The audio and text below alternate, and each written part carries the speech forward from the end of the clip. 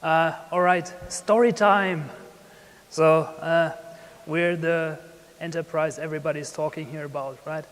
So today we want to talk about development at scale, but while we're doing this, we're going to tell you what Sportradar is actually doing and where we have been and why we're actually in this process of a tech transformation where we are going to the cloud. Actually, we are currently in this, so we're not done. We have developed some good practices. We have something that we want to share with you. And that's what we are going to do today. So for now, about Sportradar. So Sportradar is technically still a startup. Well, we're pretty big by now, but in the year 2000, there were 2 students in Trondheim. They wanted to earn a bit money on the side by finding sure bets. So a sure bet is when you find one bookmaker and another bookmaker, and their odds are in a way that if you place money on both, you will always win. That's a sure bet. So they developed a crawler system to find those sure bets. But then you need some kind of financial money in the background to be actually doing this, so they discovered it's much better if we actually sell this as a service to the bookmakers. So there we can make more money. So now we move fast forward to the year 2019. Sportradar has grown a lot. Currently we have over 30 office locations all around the world. We have 2,000 full-time employees, and of those are 500 engineers. And then we have a network of data journalists. I'll explain what data journalists do in a minute. So as you can see, we acquired some companies on the way, and now this is our current setup of the company. So what is Sportradar doing? We have 5 fields. So one of these is sports media. We're selling sports data to media sites. So if you're on your newspaper site, you're watching a live ticker about a soccer match, the data is probably coming from us. We sell integrity services. That means we monitor the bookmaker sites and therefore monitor the betting market, and we can see unusual shifts in odds, and from that we can probably detect match fixing. So we work together with the federations and with the legal system, so for example Interpol, to discover match fixing. Then we work together with the rights holders, that is federations and clubs. For example, for ITF we do the data delivery, and we also do some like websites for Juventus Turin, for example. Then betting, we have a lot of customers from the betting side, because that's where we started from. That's the market monitoring, and we also, what we do now is we generate odds and sell those to bookmakers so that they can cover a lot more of sports than they usually do.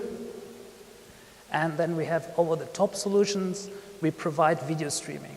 So we have technology that enables us to stream to bookmakers so that they can have a video stream of events going on their website. And for example, we are the official provider for the NBA on the internet. Okay. So now you know what Sportradar is doing. Now, why are we going to the cloud? So of course, I'm a developer. I want to be on the cloud because it's cool, right? Kubernetes, that's the thing we want to do. Everybody's doing that. But yeah, so where are we coming from? This is our legacy setup. So what we used to have is we have one central database where we have most of our data. Well, technically it's 2 databases in an active-passive setup. And then what we have is many read replicas, because I mean, everybody's writing to the database, but then we distribute this further away, what gets written to the read replica, so to reduce a bit of the load on the main node. And then we have some additional product-specific databases because we discovered it's not a good idea that everybody's writing to the same database. And we have what we call component machines that are virtual machines right now. So it started by physical machines, and now it's virtual machines that runs the services. So that's kind of a scheduler thing that is built in-house, and that's running in 2 server centers. So we have, and what we have for the components is usually we have an active-passive setup there as well. So in one server center it's running, and in the other one it's passive, waiting to get activated if there's the need. Or we have an active-active setup where we actually have a kind of load balancing between the 2 server centers. And what we also have for the server centers, like we have 2 core switches, but this still a single point of failure. Okay. Some of the incidents we had. So this is interesting. So we had a global outage in February 2018 where most of our products went down. And if our products went down, our customers' products went down, and they can't make money in this period. So, and this was really critical. And how was this caused? Yeah, sysadmins were running a test where they tried keep alive D instead of heartbeat. And there was a mistake in the configuration, which was actually, we discovered this afterwards. So there was a value that was set for the interval how often keep alive D should do a health check. And the value we set was a 0.6 or 7, as it was in the documentation. But the version of keep alive D we were running was just not able to interpret this floating point configuration. So it just skipped the last part, so it was 0. So it was just hammering everything with, so yeah. We DDoSed ourselves, and in the end, somebody had to go into the data center and pull the plug on machines to find out what's actually causing this. We couldn't do this remote, so yeah, that was a big problem.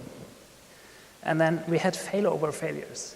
So theoretically, there is a machine that should be ready to run if there's a failover, but yeah, if you don't test this, then this will probably fail. We had resource planning failures, so we bought some hardware, put it in our data centers, and was not big enough. So then products were struggling because the machines were not big enough to handle the load. And then finally, we had some hardware outages and storage cluster failures. And then there is the story of how a simple disk change caused an outage. What happened is we had a Dell technician coming to one of our server centers, so there was a scheduled hard drive replaced, but by accident the cabinet was not correctly set up, not correctly locked, so he didn't pull out the hard disk, he pulled out the whole cabinet. And so the storage cluster, oh, a cabinet is missing. Oh no, I need to rebalance. So, and then the storage cluster started rebalancing, and our services died because they couldn't write anymore. So yeah. So, and then, yeah, so reasons for the cloud. So we had a lot of these challenges with the traditional setup, but then we had also some companies or some parts within Sportradar that were doing quite well during these periods, because there were companies we bought and they already had a cloud setup. So somebody noticed, okay, yeah, cloud setup is much more promising. And then we had product-specific needs for going to the cloud. So the server centers are in the middle of Europe, and we have customers in Asia. So what's happening, our data journalist is maybe watching a tennis game, entering the data in Asia. It travels all the way back to Europe, and then it's processed there, and then we have customers in Asia, and it needs to travel back to Asia. So it would be great if we could just spin up an instance of our product in Asia that would do that locally and sync the data back to Europe.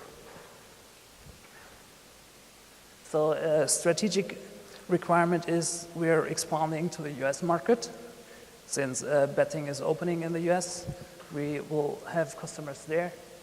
And the requirement is that our services are running actually on the US ground within the borders of the United States. And that's also much easier to do.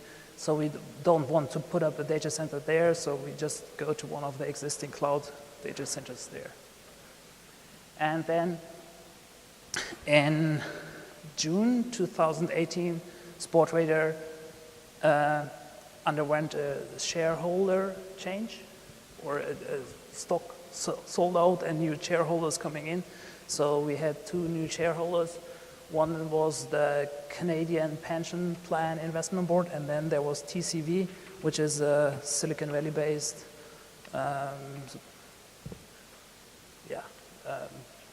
investment group investing in tech startups, and they brought along that they also want Sportradar to be better set up for the future. So we agreed on this transformation that we are going to the cloud. And obviously, it's easier for us as developers to go with something to the market, so they reduce the time to the market. Yeah. And we started this. We had this get together in September in 2018 in Hamburg, where we invited people that already had some experiences with cloud setup and people that were in the position to make these decisions from the developer side, so the tech leads, the team leads, to get together and share those experiences. And we had 2 nice days where we were syncing up what we were doing within Sportradar. So this led us to a new engineering structure that we actually needed. Because what we had in Sportradar so far is that we're very product focused. So what we're good at is creating products, attending our customers' needs, making it work for them, making innovative products. But this also means engineers report directly to a product owner. And we have some teams that are very feature-driven, so feature-only development teams. And then also we have some senior developers that are doing the 24/7 support for a lot of products. What we also have is we have a separate sysadmin team. So we have a group of sysadmins that have to take care of all the hardware, that have to maintain all the core systems, and that also have to maintain our core databases. And what we noticed when we were having this event in Hamburg is that we are having this pocket of excellence. So there are people that are doing good stuff, but nobody knows about this. The rest of the company doesn't notice this. So we need to tackle this problem so that we share more what we are actually doing. So, and then in the beginning of 2019, we got a new CTO. And what he did is, like, we need to improve this engineering structure. And what we are doing now is we're looking at how Spotify is doing things. So who doesn't know about the Spotify engineering culture? I guess everybody knows a bit. So I tell you what we are doing a bit differently. So we want to organize engineering in tribes, chapters, squads, and guilds. This maps actually already a bit what we are having, but as you can see here, what we are introducing new is that we have a tribe lead, and that you have a tribe lead, and then you have a tribe product owner, a tribe technical lead, and a tribe architect. So, and before you kind of had the product owner and then the way up, and now we also have the technical parts alongside the product owner. And all of those 3 give the input to the tribe lead, who is then in the end responsible and accountable for what the tribe is doing. So the tribe product owner is giving the input on what is supposed to happen, and the technical owner and the architect are how it's going to happen and what is the current state and what should the future state be. So that's their part of responsibility here. And then we have the developers, of course. And what is new is we had teams before, but now we're calling them squads, and we actually say each squad should have developers, a DevOps person, a QA person, and a sysadmin within the same team. And we didn't have this before. And this also enables us to see where are we lacking these skills. So it could be that teams had developers, They weren't called DevOps, but were kind of doing this role. But now we can actually see, okay, this squad, it has a DevOps or it hasn't it. So that allows us to identify where we are lacking resources. And then the guilds, we already had this. So what we're using is we're communicating a lot with Slack these days, and we have channels where people just gather and talk about topics. So there's a group of people who are interested in Kotlin, they're discussing Kotlin-related stuff on Slack. So we already have some kind of structure for that we have these interest groups that just get together. So we just need, maybe this is a way to support them more and also enable more face-to-face meetings maybe.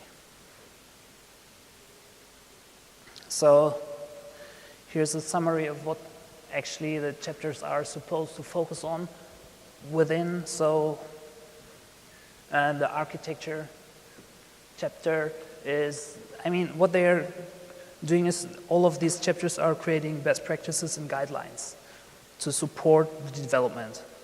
And so the architecture tries to introduce things so that we have security by design, so that we have mature technology, that we are aligned on what quality standards we are using. So there is this exchange within with the people that have this role to define those things. Then we are having the quality assurance, so they are responsible for getting up the guidelines for testing, for test coverage, for how are we supposed to detect bugs, how are we supposed to make the best customer experience, and get the support for this. And then we have the DevOps group.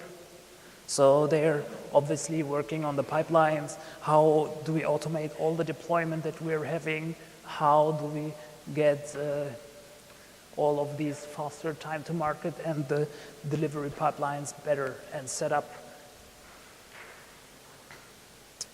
So, and with this, to get a bit more meat on the bones, I hand over to Ricardo, so he's going to talk about the technologies we're using. All right, to add a bit more on the tech stack that we decided to go for, to start, I'd like to discuss briefly why we decided to go for the cloud and why we decided to go for this transformation. And as Felix mentioned, we had incidents when running on-prem, and we see on the cloud an opportunity to improve resilience, to be more available, and we want to get the benefit out of the existing solutions that we already had running on the cloud. So what we want to achieve with the cloud setup is briefly make sure that we had the cluster in secured and running appropriated RBAC configurations, and tons of other bullet points which are all related to high availability, that we have services exposed on a secured way, and that we use private subnets for our clusters, and that we have a way to collect metrics out of our machines, and they are clearly exposed and visible. We use Prometheus with Grafana to display this information.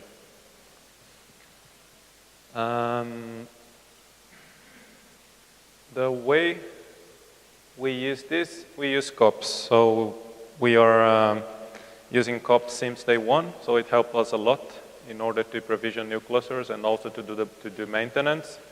It's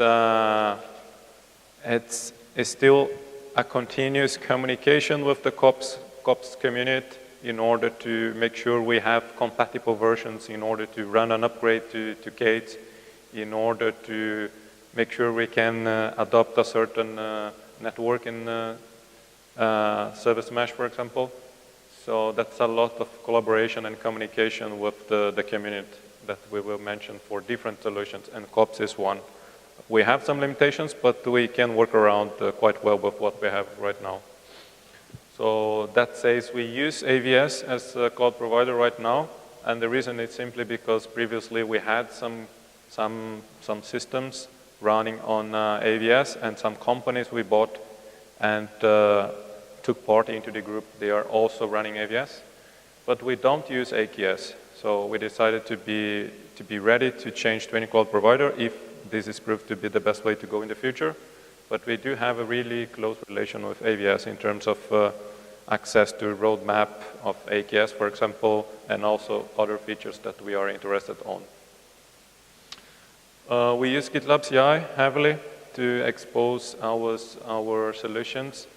Pipelines very well defined. Make sure we have SonarQube and white sourcing running for every build.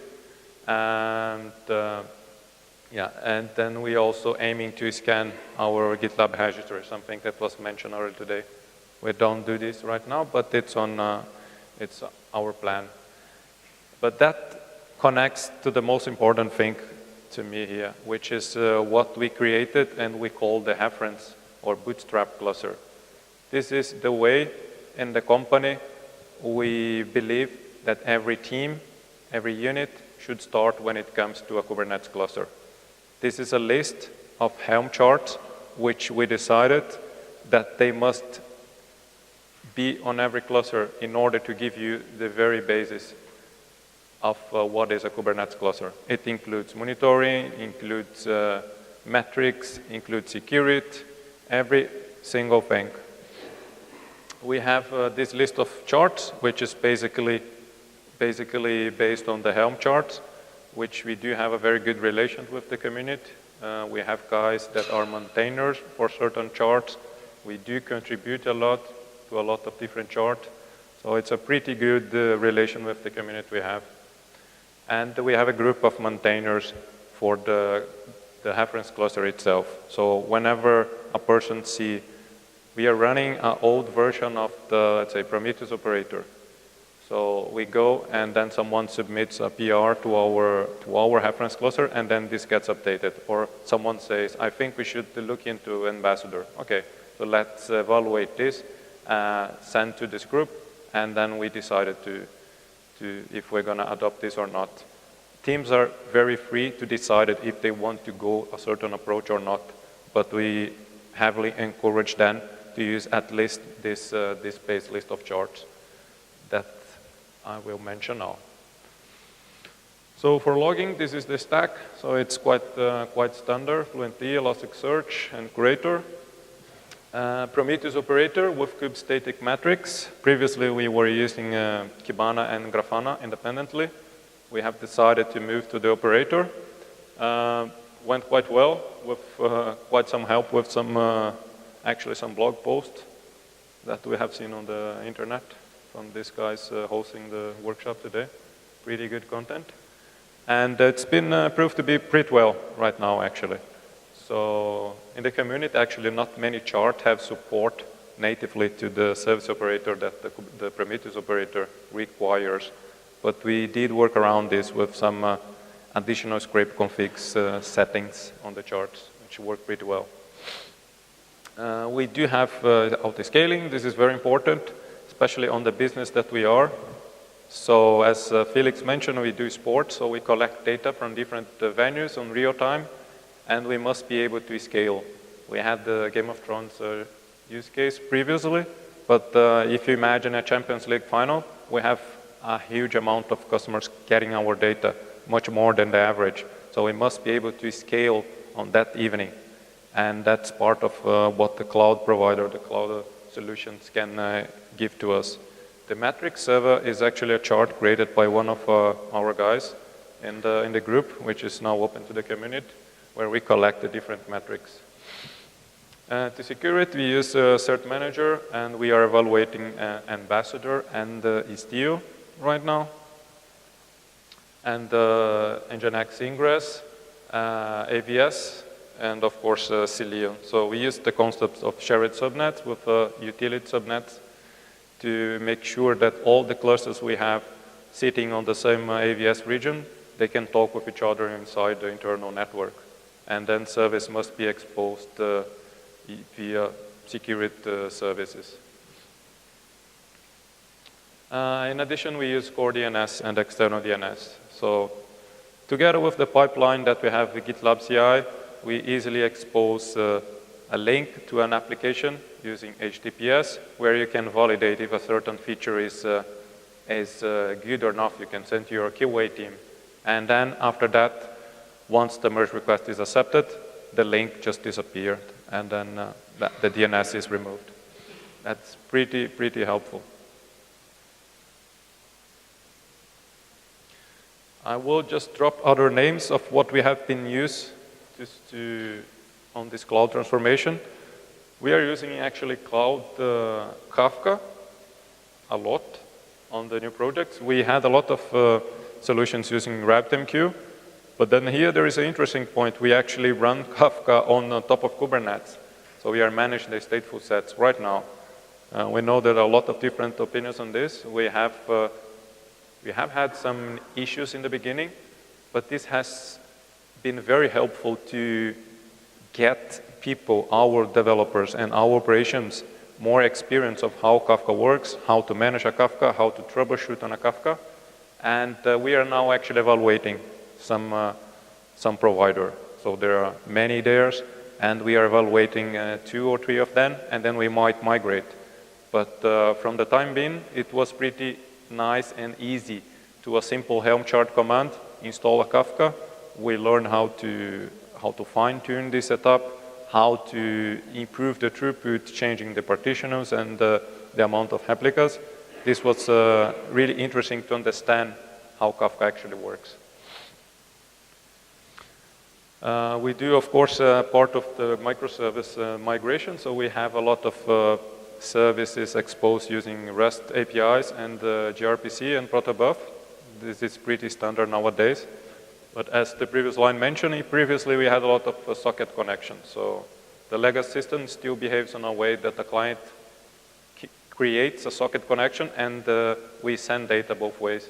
That's how it is. We are migrating to this to a Kafka setup, so a message queue broker setup way, and APIs, of course.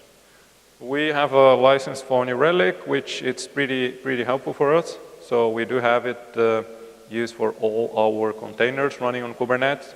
We get use of this distributed tracing feature that they have, where we can see when a data is inserted in one location, how long does it take, and every single call made all the way to the last endpoint. It's been handy for us right now.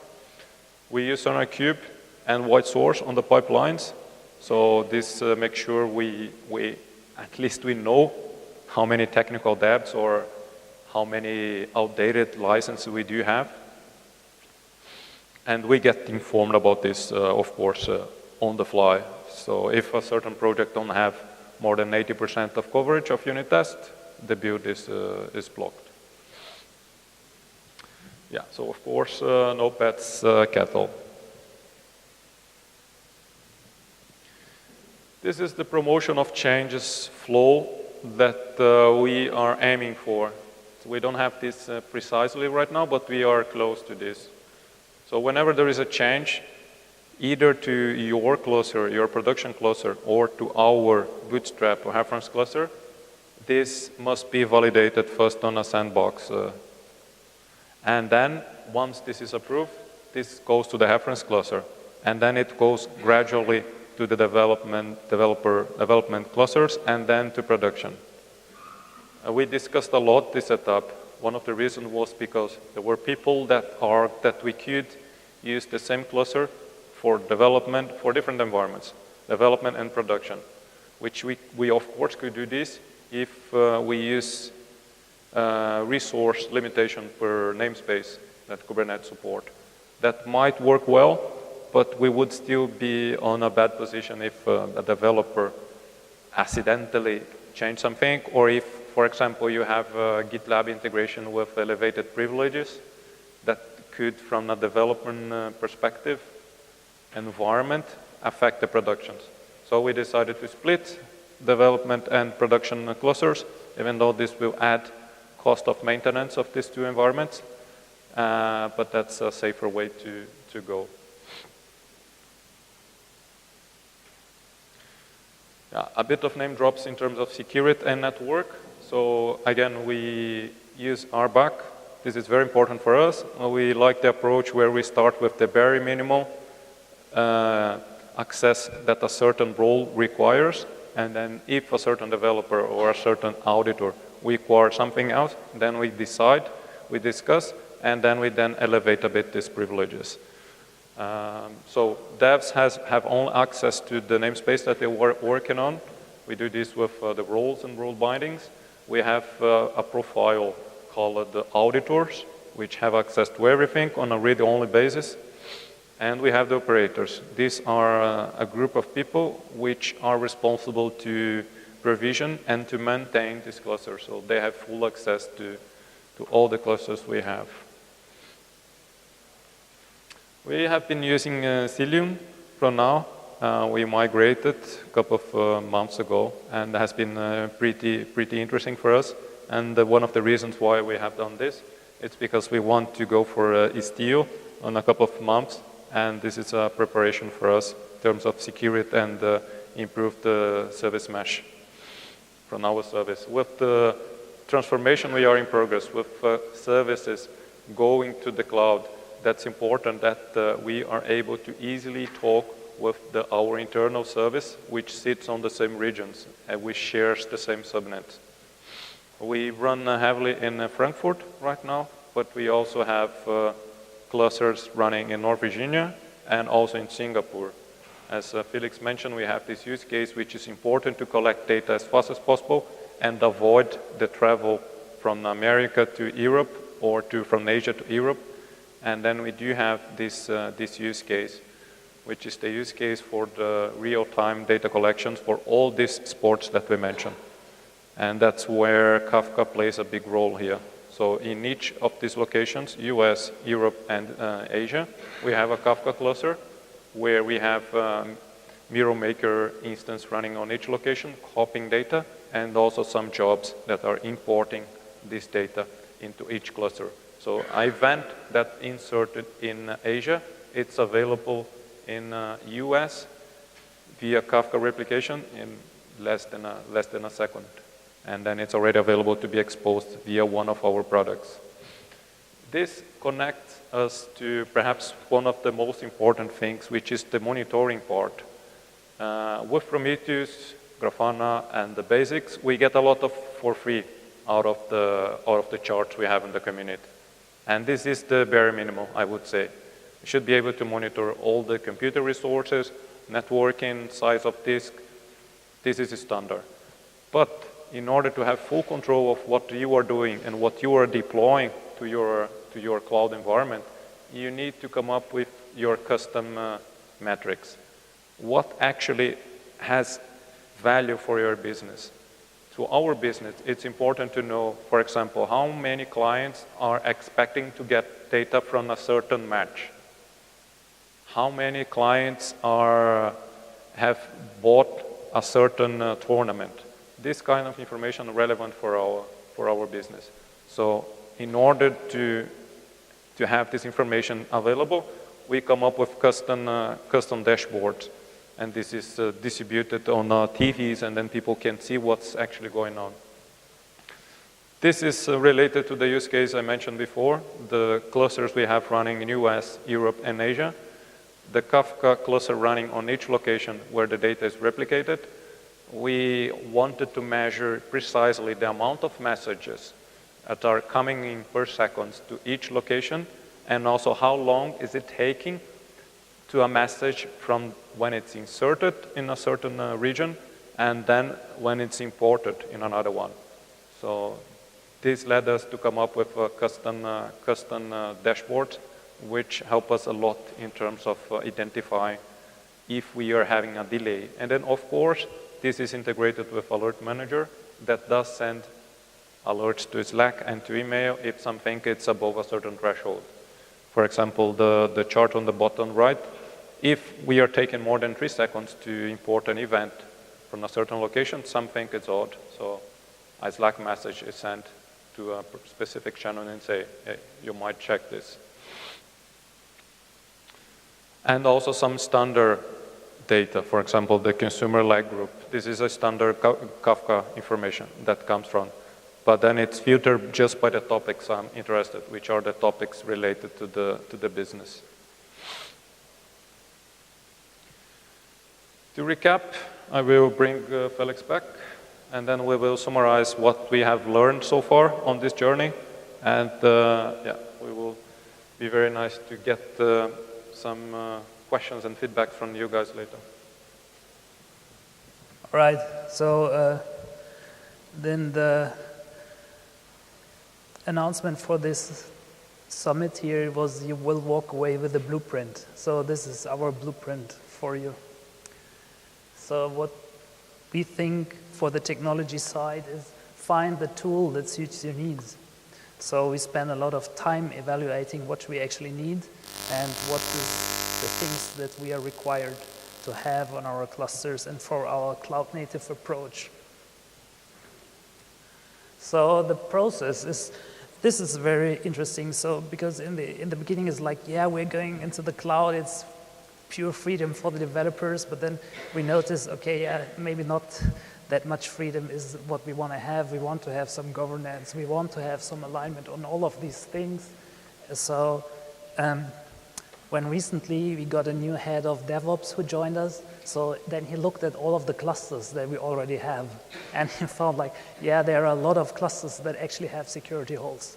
So you need to have this kind of governance, somebody who's overseeing this and like looking for certain things and making sure that you have security and things like that on your cluster, so you can't just totally go wild. But you want to have some experimentation and some freedom. And organizational, so for us, it's important that you find the correct resources and you actually get the support, and this is what happened with us. So there was this direction from top-level management, we need to go to the cloud. So developers were saying, yeah, we need to go to the cloud.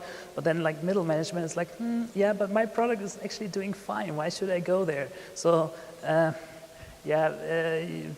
then top management says, yeah, but we'll give you money. Okay, so then it's okay. So you get the resources, then you might need to find people that can help you with this.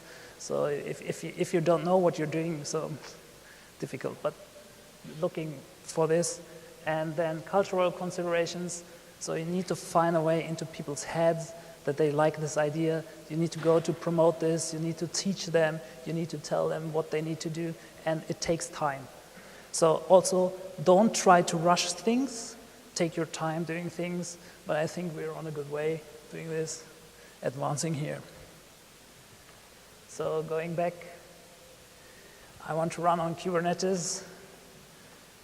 And yeah, I'm really enjoying this, but still some sweat here and there, right?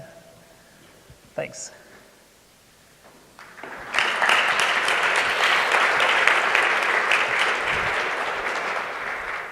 All right, we have time for a couple questions, if anybody's got any.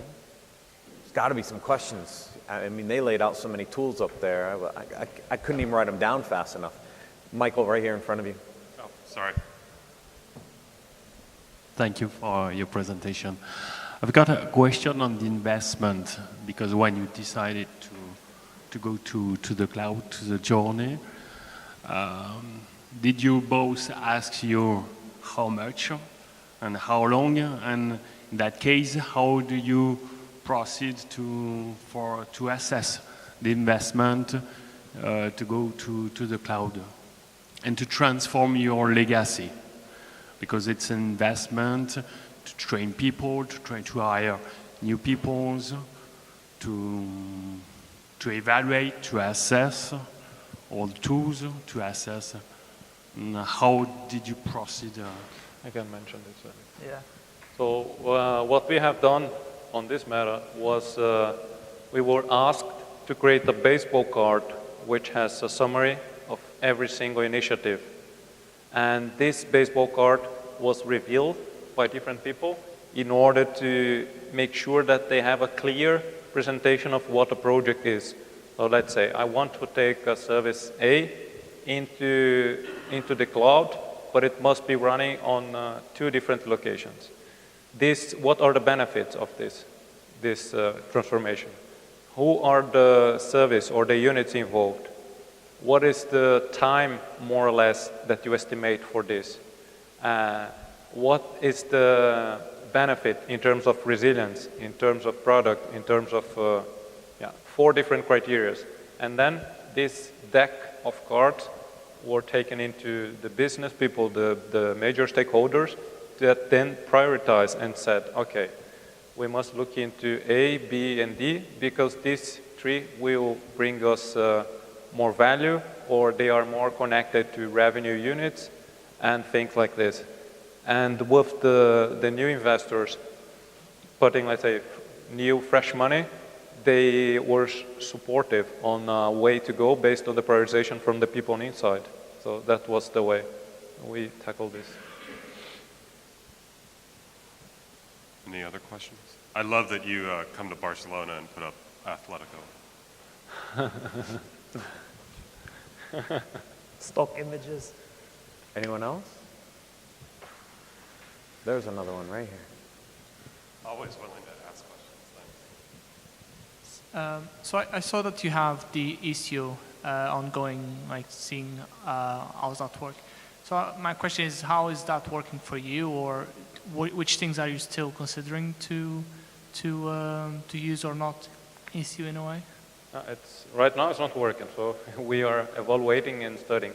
But the idea is to enable us to do canary releases and have more control of who is consuming our APIs.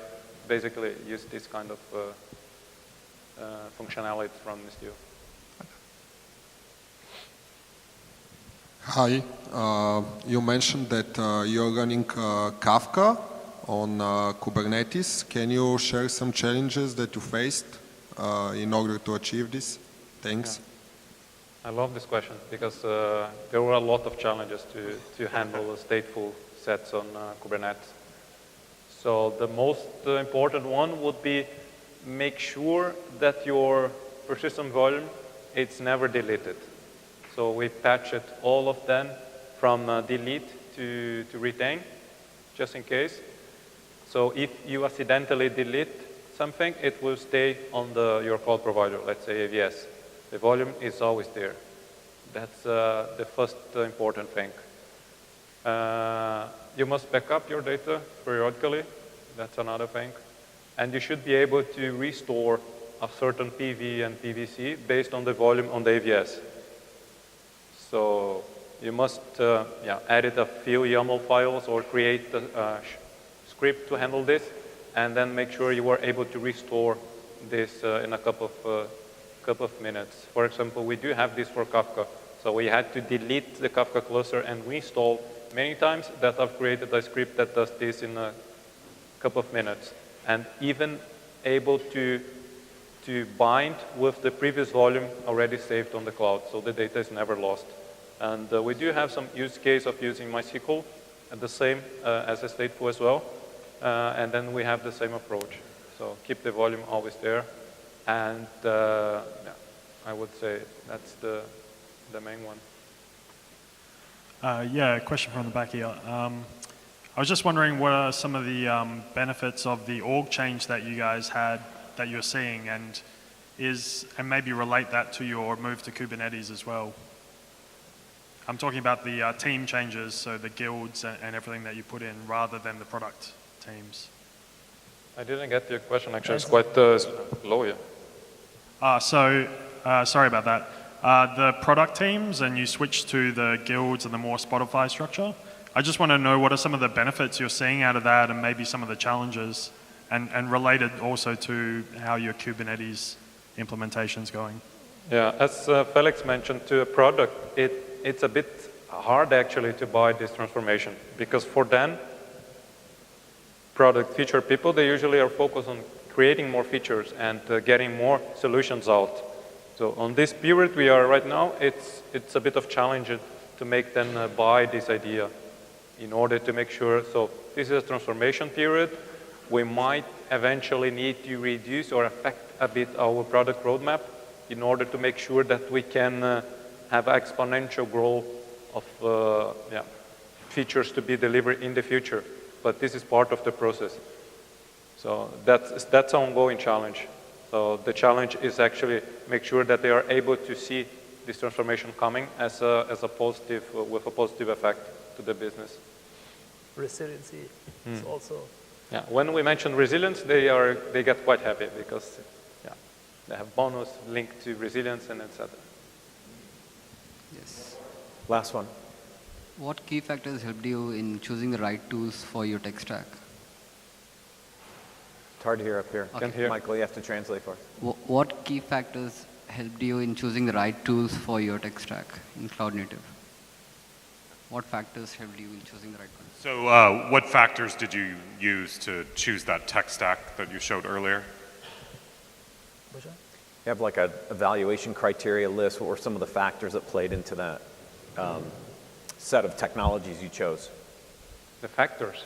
Yeah, like What were are the factors for that we decide that something is worth Bringing it pursuing? in, yeah. This is a discussion. So I think we don't have like really a checklist or something like this. It's up to the maintainers of the reference cluster to discuss this, and it's a case by case. Yeah, we check what is out there, and then we discuss. Or perhaps that's the way to go. Yeah, I mean, you see if which chart has more involvement from the community. You see that it's still under development, so let's go for this approach. And then if it's not the best approach, we just change. So we recently moved, for example, from kubedns to core DNS, and then it's worked just fine. So we are migrating from etcd to etcd3 with operator. So it's a continuous change and following what the community is doing and how we can contribute on so both ways win-win. All right. Great, thank you very much. Thank you, Felix and Ricardo. Thank you very much.